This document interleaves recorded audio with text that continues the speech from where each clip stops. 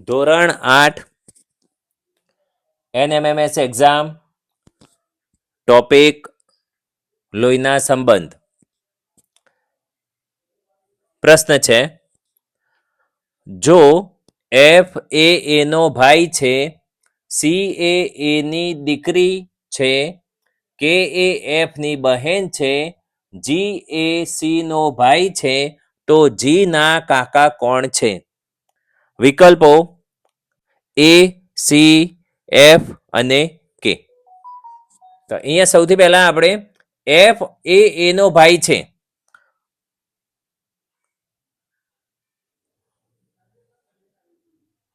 એક વર્તુળ કરીશું, એમાં લખીશું F. અહીંયા આપણે સરખી પેઢી એકબીજાની આજુબાજુ લખીશું, નાની પેઢી એના કરતાં નીચે લખીશું અને મોટી પેઢી એના કરતાં ઉપર લખીશું. F અને A બંને ભાઈ છે એટલે સરખી પેઢી છે.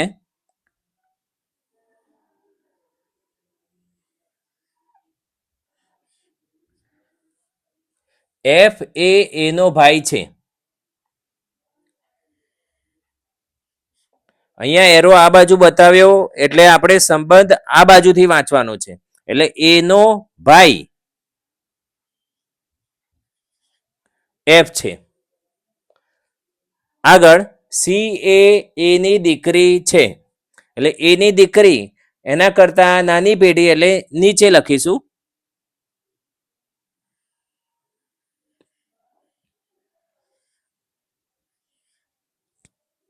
A ની દીકરી C છે. દીકરી એટલે પુત્રી. A ની પુત્રી C છે.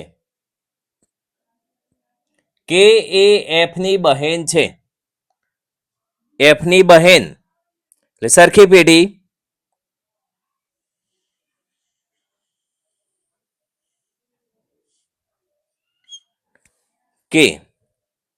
K એ F ની બહેન છે.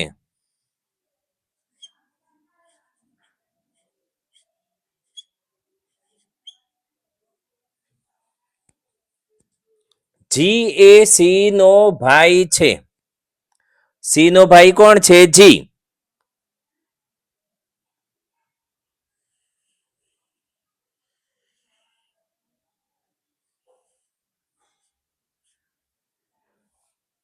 G એ C નો ભાઈ છે એટલે એરો આ બાજુ બતાવીશું.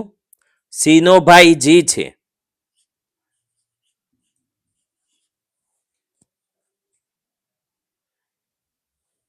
G ના કાકા કોણ છે?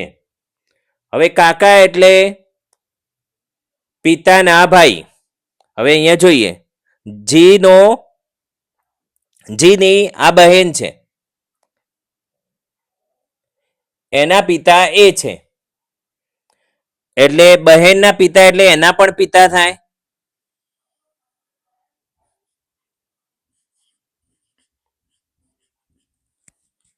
ફરીથી A ની પુત્રી C અને C નો ભાઈ G એટલે G ની C બહેન થાય એટલે બહેનના પિતા એટલે એના પણ પિતા થાય. અને કાકા એટલે પિતાના ભાઈ, તો એના ભાઈ કોણ છે? F. એટલે G ના કાકા F થશે એટલે સાચો જવાબ F થશે. વિદ્યાર્થી મિત્રો, હવે પ્રશ્ન 8. તમારા ભાઈના પિતાની એકમાત્ર દીકરીનો દીકરો તમારો શું થાય? વિકલ્પો A પિતા, B ભાઈ, C ભાણેજ, D મામા. હવે અહીંયા આપણે તમારા એટલે હું લેવાનું છે.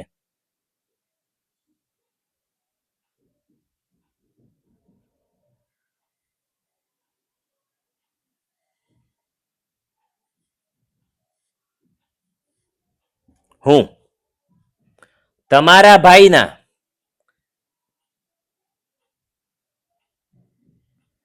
ભાઈ એ સરખી પેઢી આવશે એટલે એના સમાંતર લખીશું ભાઈ.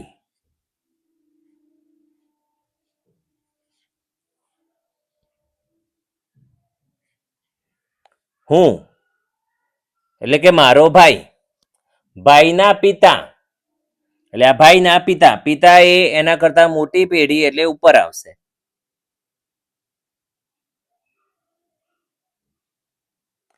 અહીંયા આપણે લખીશું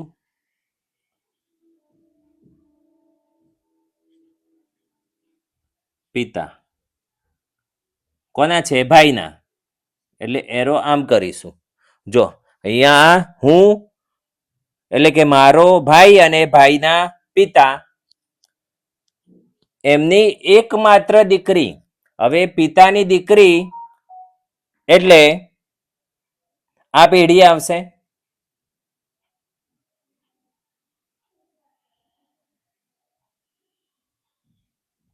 દીકરી એટલે પુત્રી.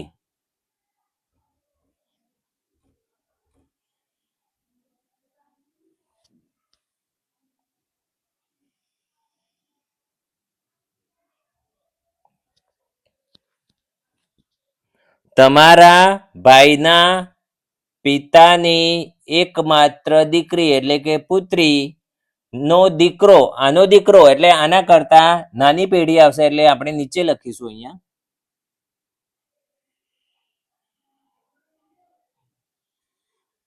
દીકરો એટલે પુત્ર.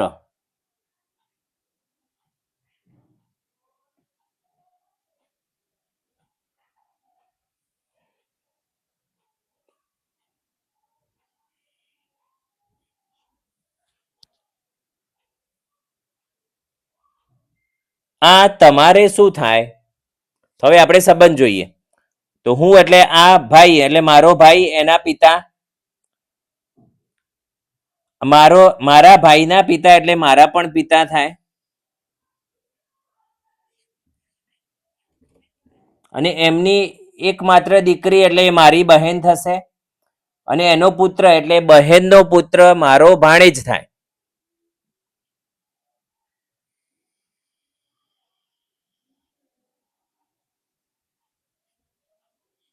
એટલે આ મારું શું થશે? ભાણેજ.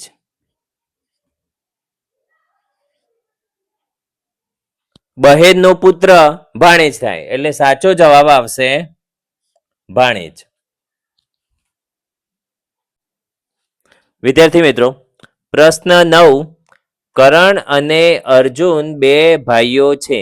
માહી કરણની બહેન છે. આદિત્ય રેશમાનો ભાઈ છે. રેશમા અર્જુનની દીકરી છે. તો આદિત્યના કાકા કોણ?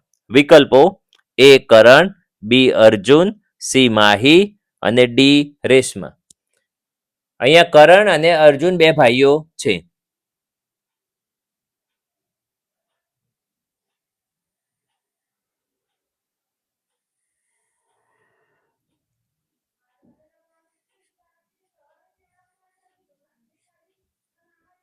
કરણ.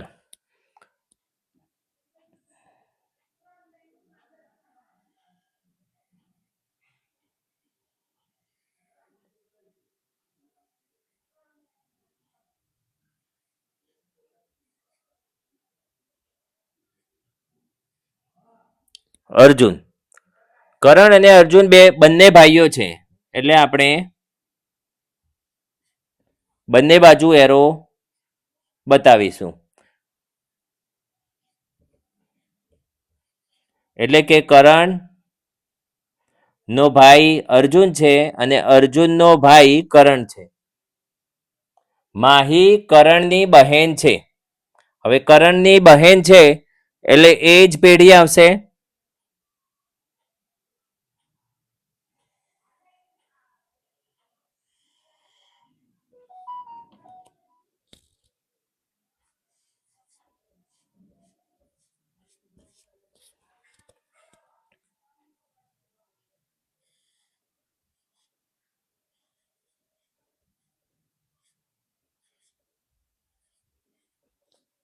કરણની બહેન માહી છે. આદિત્ય રેશમાનો ભાઈ છે. આગળ રેશમા અર્જુનની દીકરી છે. એટલે અર્જુનની દીકરી રેશમા છે. અહીંયા દીકરી એટલે નાની પેઢી એટલે નીચે લખીશું.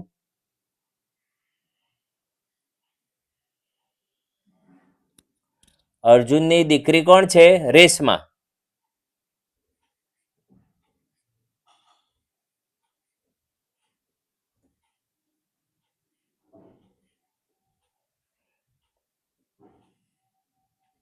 દીકરી એટલે પુત્રી.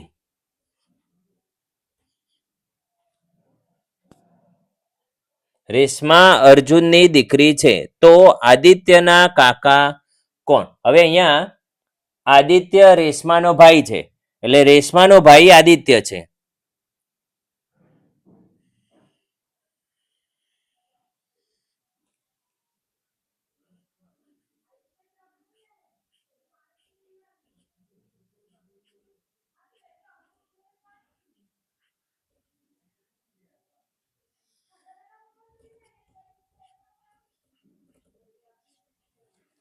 રેશમાનો ભાઈ આદિત્ય છે.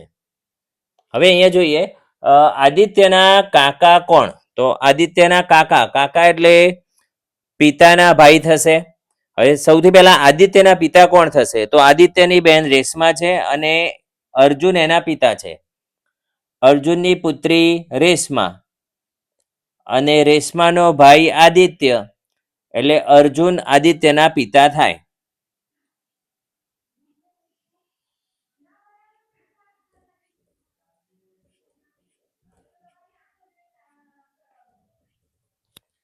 ફરીથી આદિત્યની બહેન રેશમા અને એના પિતા અર્જુન એટલે અર્જુન એ આદિત્યના પિતા થાય.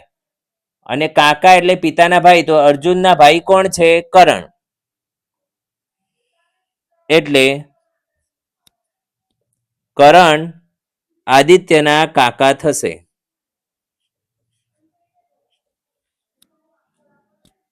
એટલે સાચો જવાબ કરણ થશે.